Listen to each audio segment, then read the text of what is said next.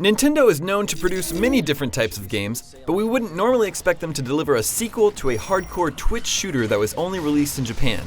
Someone over there thought it would be a good idea to bring Sin and Punishment Star Successor stateside though, and shooter fans will be very glad they did. Simply put, this is one of the best shooters and best Wii games I've ever played. Developer Treasure has a strong pedigree of delivering intense action games, and Star Successor is right up there with Gunstar Heroes and Ikaruga.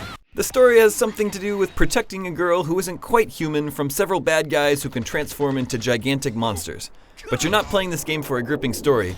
You want to shoot stuff and cause explosions, and you'll get to do plenty of that.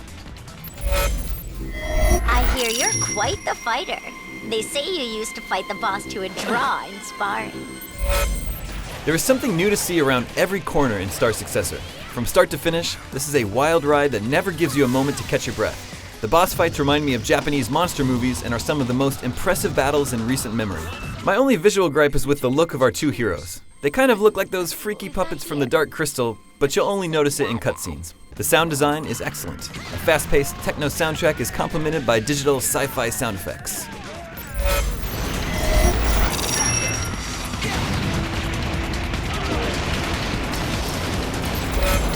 Playing Sin and Punishment Star Successor is like jumping into an intense action movie.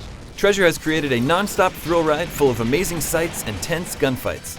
Some people have been calling this an on-rails shooter, but that's not really the case because you can move your character freely around the screen.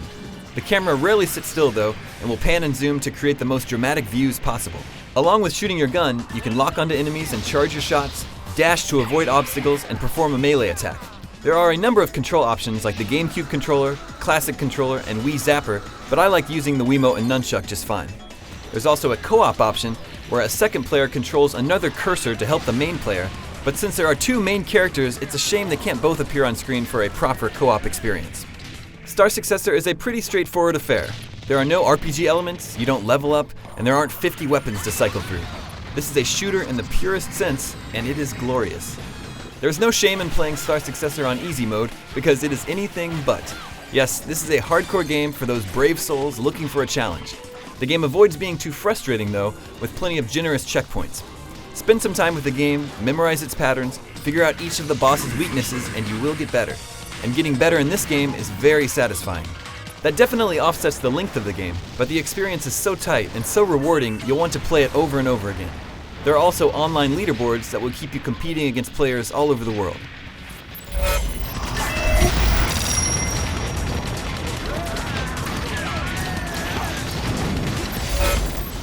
I won't say Sin and Punishment Star Successor should be in every Wii owner's library, because many of those people who bought the console to use Wii Fit would be absolutely broken by this game's extreme difficulty and breakneck pace.